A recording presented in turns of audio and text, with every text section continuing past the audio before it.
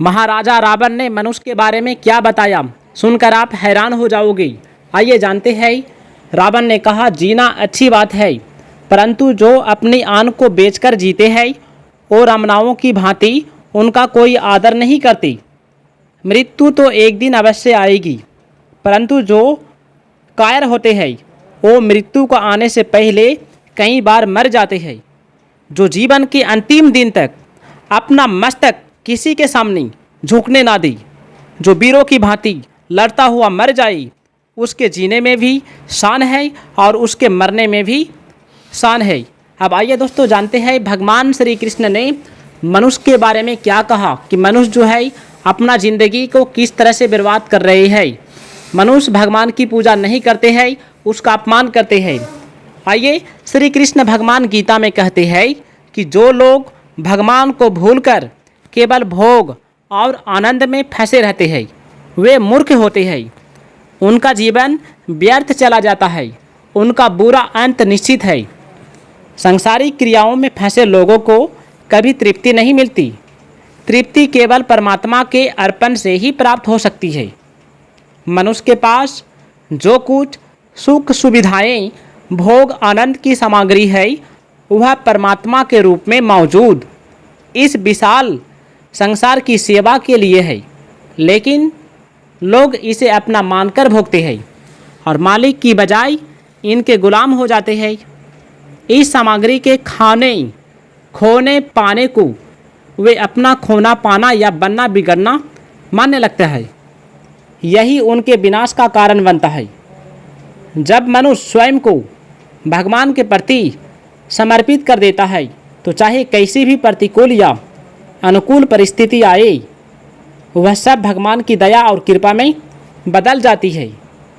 जैसे बच्चे को सुधारने के लिए माँ उसे अनुशासन का पाठ सिखाती है, वैसे ही मनुष्य को सही मार्ग पर चलाने के लिए परमात्मा उसी समय समय पर परीक्षा लेते रहता है।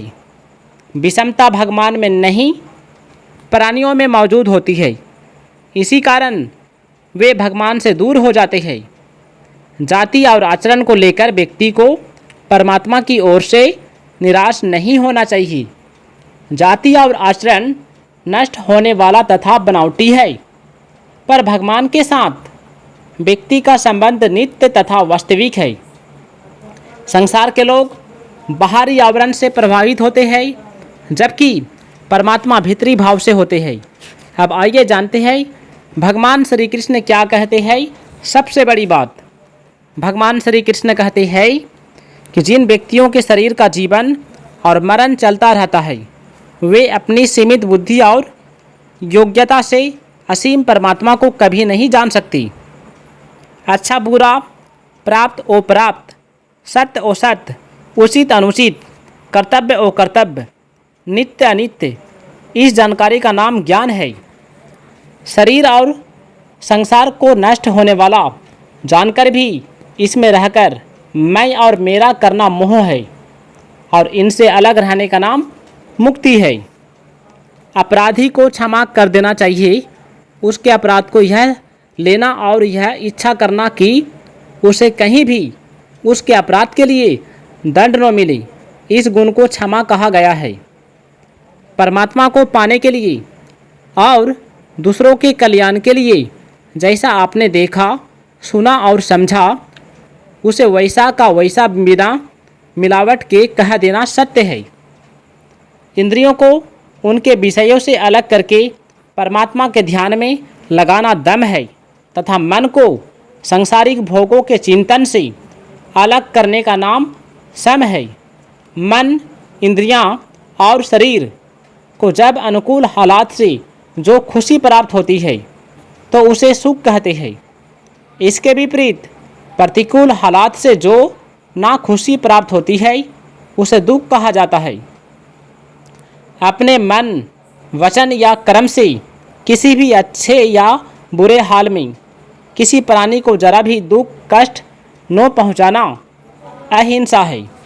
जीवन के हालात चाहे बुरे हो या अच्छे, मन को हर हाल में शांत रखने का नाम समता है। मांग से कम मिले, ज़्यादा मिले या बिल्कुल न मिले, तभी विचलित न होकर मन को शांत और संयमित रखने का नाम तुष्टि है। कर्तव्य पालन के रास्ते में चाहे कितने भी कष्ट आएं, मुसीबतों को आते जाएं, सबको हंसते हंसते सहने का नाम तप है। आंधी आए या तूफान, इंसान को कभी भी झुकना नहीं चाहिए। भगवान श्री कृष्ण कहते हैं, अपनी कमाई में से बिना फल की आशा और अहंकार के कुछ हिस्सा ज़रूरतमंद को देने का नाम दान है। जैसे एक ही हाथ में अलग अलग आकार और भाव की उंगलियां होती है, वैसे ही भगवान एक ही है, लेकिन उनके प्रकट होने का भाव अलग अलग है। सनक, सनंदन, सनातन और सनत कुमार ये सभी सनकादि ऋषि कहलाते हैं और चारों सदैव 5 वर्ष की आयु के बालक के रूप में रहते हैं। ब्रह्मा जी के एक दिन में 14 मनु होते हैं। ये 14 मनु स्वयंभू, 84, उत्तम, तामस, रैवत, चाक्षुष, पैवस्त, सर्विनी, 10 सर्विनी, ब्रह्म सर्विनी, धर्म सर्विनी, रुद्र सर्विनी, देव सर्विनी और इंद्र सर्विनी। संसार में 2 प्रकार की प्रजा है। पहला स्त्री पुरुष के संयोग से पैदा होने वाले और शब्द यानी कि दीक्षा, मंत्र, उपदेश आदि द्वारा पैदा होने वाली। संयोग से उत्पन्न होने वाली प्रजा बिंदुज कहलाता है तथा शब्द से उत्पन्न होने वाला भगवान श्री कृष्ण कहते हैं, संसार को अपना मानने से शरीर में जीव रूप में बसा परमात्मा दूर हो जाता है और कभी प्राप्त न हो सकने वाला संसार दिखने लगता है। भगवान में आकर्षण होना प्रेम है और संसार में आकर्षण होना आसक्ति यानी लिप्तता है।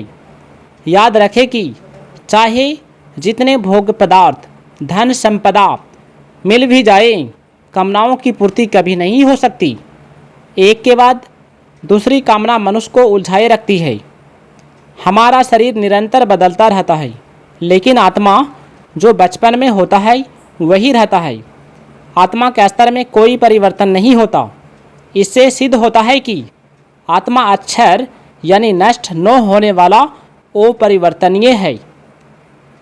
आत्मा को कोई जला नहीं सकता, कोई काट नहीं सकता। आत्मा अमर है। शरीर मरता है लेकिन आत्माएं कभी नहीं मरती। शरीर को अपना मानना भूल है, क्योंकि शरीर प्रकृति का अंश है। सूर्य, चंद्रमा और अग्नि क्रमशः नेत्र, मन और वाणी के स्वामी एवं उनको तेजस्वी करने वाला है। आइए जानते हैं श्री कृष्ण ने क्या कहा मनुष्य के बारे में। भगवान श्री कृष्ण कहते हैं, मनुष्य अपने भावों को प्रकट करने और समझने के लिए नेत्र, मन और वाणी